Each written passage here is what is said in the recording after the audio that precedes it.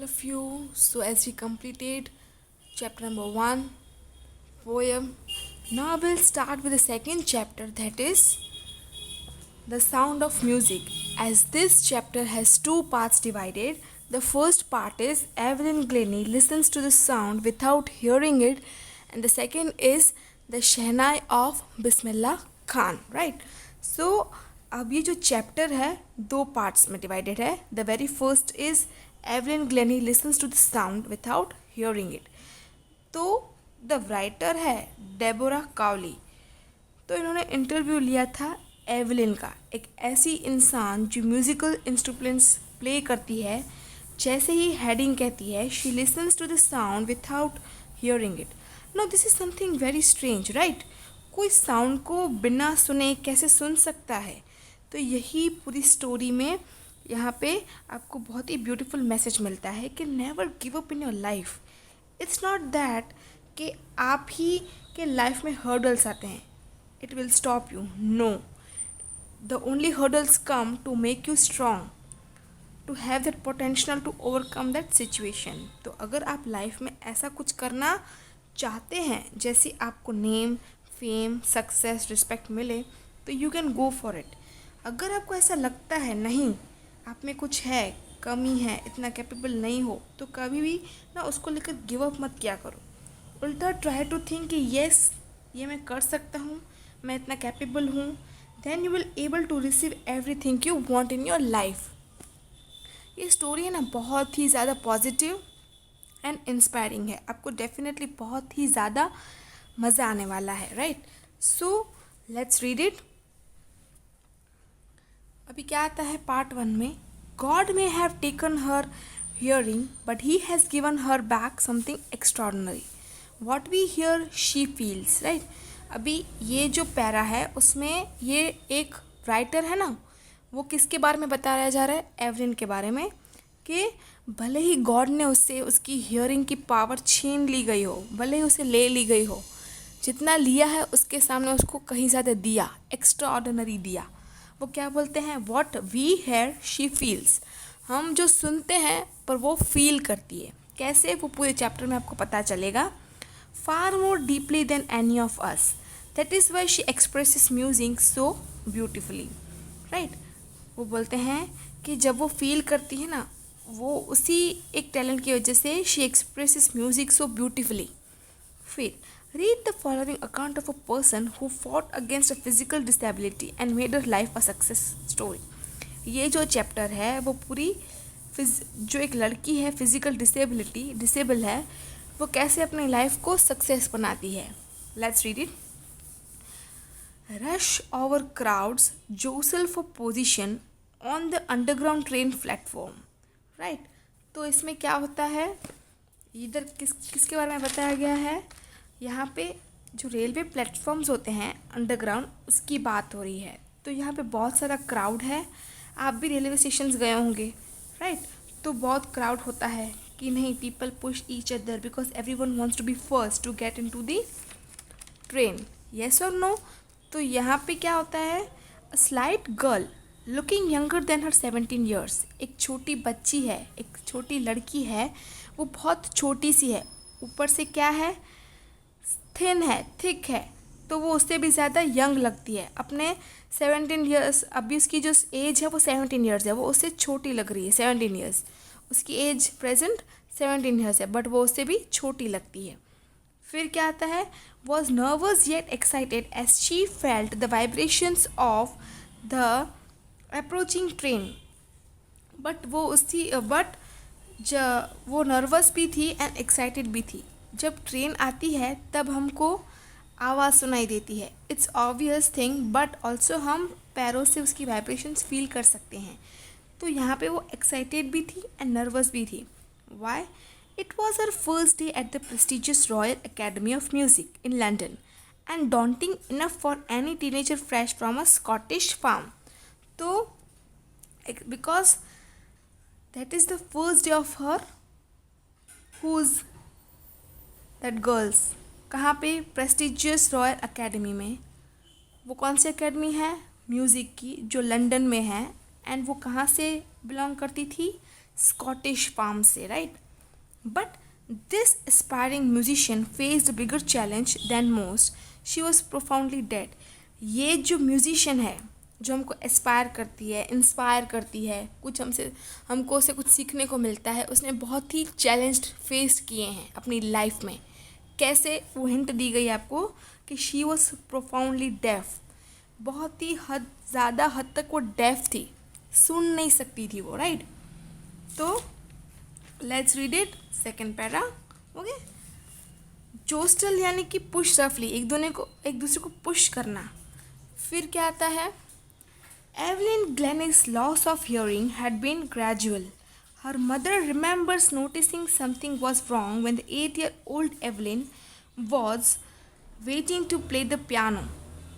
They called her name and she didn't move. I suddenly realized that she hadn't heard, says Isabel Glennie.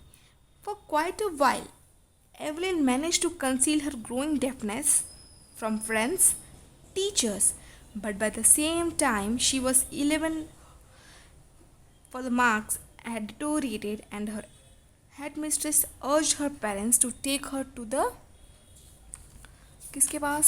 Specialist के पास. तो यहाँ पे क्या बात हो रही है? एवलिन ग्लेनी एक गर्ल है जो यहाँ पे धीरे धीरे उसकी सुनने की एबिलिटी है वो कम होती जाती है. ऐसा नहीं था she was born deaf, but धीरे धीरे जो उसकी हियरिंग एबिलिटी थी वो कम होती जा रही थी, ख़त्म होती जा रही थी. And one day came where she absolutely became deaf. तो आप सोचते होंगे ये कैसे पता चलता है?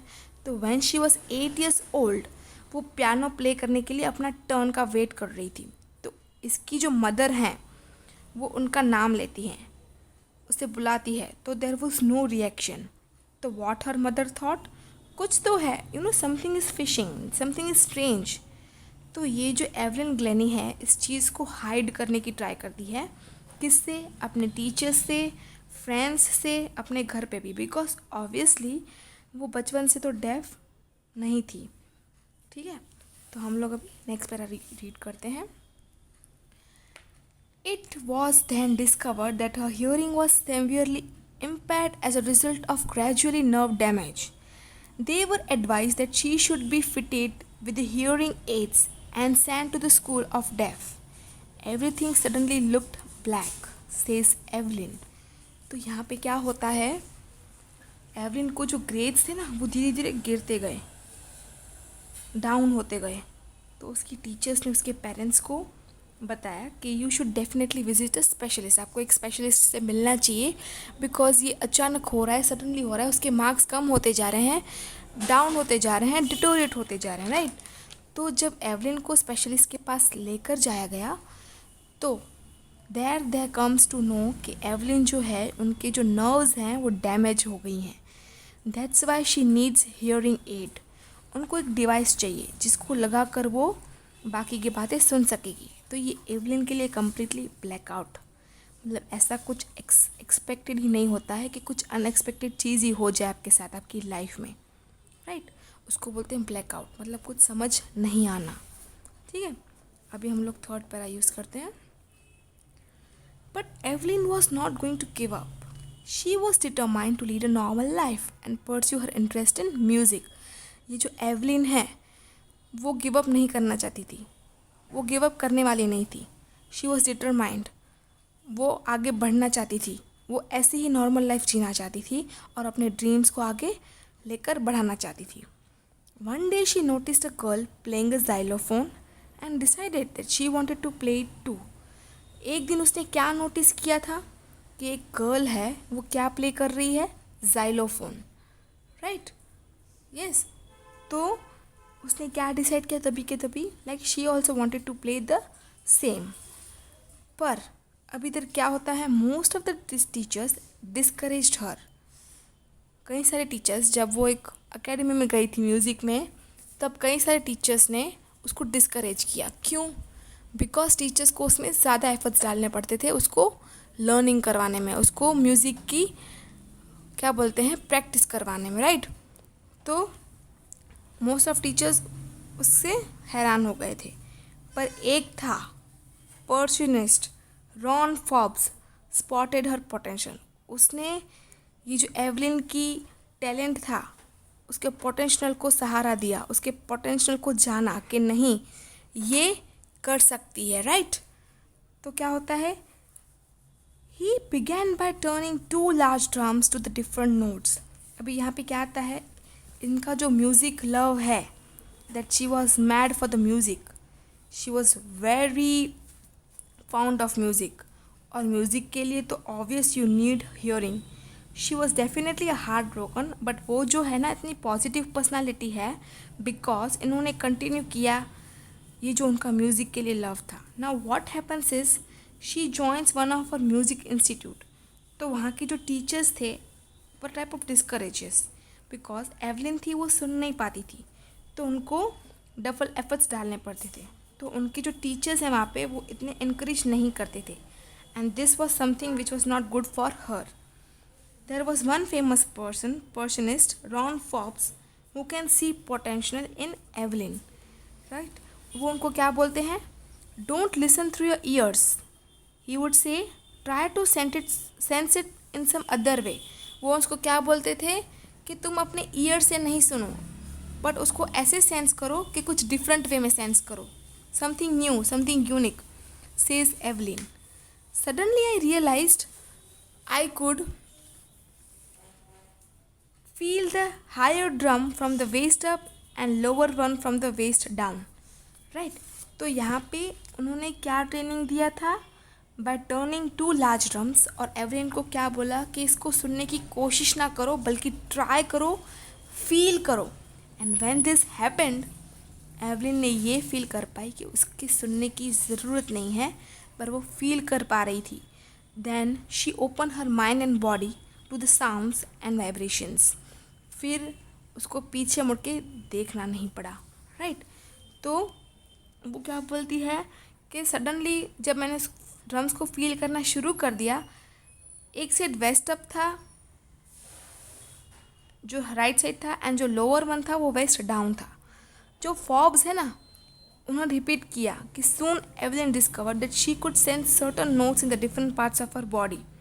आई had learn to open my mind and body to the sounds and vibrations. Evelyn क्या बोलती है कि मैंने अपना माइंड एंड बॉडी ओपन कर दिया है, खुला रख दिया है, राइट, वो साउंड्स को फील करने के लिए, वो वाइब्रेशंस को फील करने के लिए।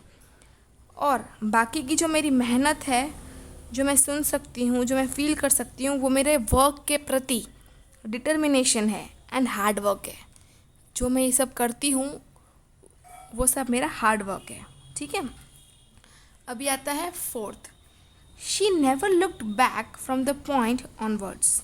उसने बाद ये जो जब उसने म्यूज़िक फील करना स्टार्ट कर दिया उसके बाद तो उसको ज़रूरत ही नहीं पड़ी पीछे मुड़ने की। She toured the United Kingdom with the youth orchestra. वो एक बार ट्रिप पे गई थी यूनाइटेड किंगडम, किसके साथ, यूथ यानी नौजवान, जवान। ऑर्केस्ट्रा एक ऑर्केस्ट्रा ग्रुप था, right. By the time she was 16, वो टाइम पे वो 16 थी। She had decided to make music her life. उसने क्या डिसाइड कर दिया, मैं अपना लाइफ में म्यूज़िक को बहुत ही इम्पोर्टेंस दूंगी, राइट, लव बना लूँगी। She audition for the royal Academy of music. उसने ऑडिशन भी दिया, किसके लिए, रॉयल अकेडमी ऑफ म्यूज़िक के लिए, and scored one of the highest marks in the history of the academy. उसने क्या किया, स्कोर्ड किया, कैसा, highest marks in the history of academy. She gradually moved from orchestral work to the solo performances. जब उसने ये highest marks score किए ना, तब उसकी जर्नी में एक लेवल अप हो गया। वो ऑर्केस्ट्रा जो ग्रुप था उनके साथ वर्क करने के बजाय अब वो सोलो परफॉर्मेंसेस करने लगी। At the end of her 3-year course she had captured most of the top awards. जब ये 3 साल की जो उसने जर्नी करी थी ना, उसमें उसने क्या क्या पा लिया था, बहुत सारे अवार्ड्स पा लिए थे। She achieved it, right. फिर क्या आता है, and for all this Evelyn won't accept any hint of heroic achievement. ये सब उसने जो हासिल किया था ना, अचीव किया था ना, तो वो ऐसा नहीं सोचती थी कि मैं सबसे अलग हूँ, मैं नहीं सुन पाती तो भी मैं इतना अच्छा कर लेती हूँ, सबसे आगे हूँ, नहीं। What she used to think is if you work hard and know where you are going you will get there. अगर आप मेहनत करते हो लगाव से, पूरे होप से, पूरे अटेंशन से, पूरे हार्डवर्क से, तो और आपको अगर पता हो कि आपको कहाँ जाना है, तो you will definitely get what you want. And she got right to the top, the world's most sought after multi percussionist with the mastery of some 1,000 instruments and hectic international schedule. फिर उसने कहा किया right to the top, उसने world's most multi percussionist जो master थे सब instrument साथ में प्ले करने के लिए, वो उसके लिए भी रेडी हो गई थी. एंड उसका जो इंटरनेशनल शेड्यूल था वो भी बहुत हेक्टिक था. फिर आता है 6th para. It is intriguing to watch Evelyn's function so effortlessly without hearing. बहुत ही इंटरेस्टिंग मतलब था कि हम लोग एवलिन का फंक्शन बहुत एफर्टलेसली हियर करते हैं. In our 2 hour discussion she never missed a word. ये जो पैरा है वो कौन बोलता है? राइटर बोलती है. किसके बारे में? एवलिन के बारे में. कि जब भी हम 2 hour डिस्कशन में बैठे होते हैं, ऐसा नहीं लगता है कि she never missed a word. Man with bushy beards give me trouble. जो राइटर है वो क्या बोलती है कि जो मैन है जिसके बाद बुशी बीड्स होती हैं वो मुझे नहीं पसंद. They give me trouble. She laughed. वो हंसती है. फिर क्या बोलती है? It is not just watching the lips, it is whole face, especially the eyes. वो क्या बोलती हैं कि ज़रूरी नहीं है कि सिर्फ लिप्स से पता चल जाए या होल फेस से, पूरे फेस से, बट हम जिसको जान सकते हैं, जिसके बारे में जाना जाता है, उसको हम आईज से भी पहचान जा सकते हैं. She speaks flawlessly without a Scottish lilt. वो एवलिन के बारे में क्या बोलती हैं कि वो इतना अच्छे से बात करती हैं, इतना फ्लॉलेसली रहती हैं अपनी, जो कि वो स्कॉटिश से बिलोंग करती थी, तो वो उस लैंग्वेज में अपना ऐसे बहुत अच्छे वे में फ्लॉलेसली में बात करती थी without any mistake. My speech is clear because I could hear till I was 11. वो क्या बोलती हैं? मेरी स्पीच थी वो बहुत ही क्लियर थी. कब तक? जब मैं 11 की थी. She says. But that doesn't explain how she manage to learn French and master basic Japanese. फिर क्या आता है? As for the music, she explains, it pours in through every part of my body. तो यहाँ पे writer क्या बोलती है कि म्यूज़िक के लिए एवलिन क्या बोलती है कि मैंने अपना सब दे दिया. किसमें? Every part of my body for music. It टिंगल्स in the skin. वो वाइब्रेशन देती है मेरी स्किन में, चीक बोन्स पे, और मेरी हेयर पे भी वो वाइब्रेशंस आते हैं. When she plays the xylophone, she can sense the sound passing up the stick into her fingertips. वो जब भी xylophone प्ले करती हैं वो क्या सेंस कर पाती हैं, वो क्या फील कर पाती हैं कि जो साउंड है ना वो उसके फिंगर टिप्स पे वाइब्रेट करता है. By learning against the drums, she can feel the resonance flowing into her body. ये जो लीनिंग था ड्रम्स के सामने, ये जो लीन करती थी, बजाती थी, उससे क्या होता था? ये जो साउंड्स आते थे, इकोज आते थे, वो उसकी बॉडी में फ्लो करते रहते थे, वो उसकी बॉडी को वाइब्रेट करते रहते थे. On a wooden platform she removes her shoes so that the vibrations pass through her face, bare feet and up her legs. तो what she was used to do it, ये जो wooden platform है, जब भी वो platform पे perform करती थी और अगर वो प्लेटफॉर्म वुडन का होता था, she always used to remove her shoes. Why? Because she wanted to feel that vibrations. मतलब कैसे? फीट से. वो जो हम लोग बजाते हैं वो इको साउंड की वजह से जो वाइब्रेशन होता है, she wanted to feel that. Right? फिर क्या आता है? 8th one. Not surprisingly, Evelyn delights her audiences. उस क्या बोलती है कि इतना सरप्राइजिंगली बात नहीं है, पर एवलिन है वो ऑडियंस को ज़रूर ही इम्प्रेस करती थी. Right. In 1991 she was presented with Royal Philharmonic Society prestigious soloist of the year. Right. उसको अवार्ड दिया गया. कौन से में? फिल्हार्मोनिक सोसाइटी में, जो सोलो परफॉर्म करती थी उस ईयर की. ये एक ब्रिटिश म्यूज़िक सोसाइटी है, 1813 में हुई थी. Says master Percussionist James Blades. God may have taken her hearing, but he has given her back something extraordinary. ये हमने बिफोर स्टार्टिंग द चैप्टर ये मैंने आपको समझाया था, ये पढ़ाया भी था कि जो ऑथर है, जो ये राइटर है, उन्होंने क्या बोला था कि भले ही गॉड ने उसे ये हियरिंग का पावर ले ली हो, but he has given her back something extraordinary. Yes, उसको कुछ ज़्यादा एक्स्ट्रा भी दे दिया.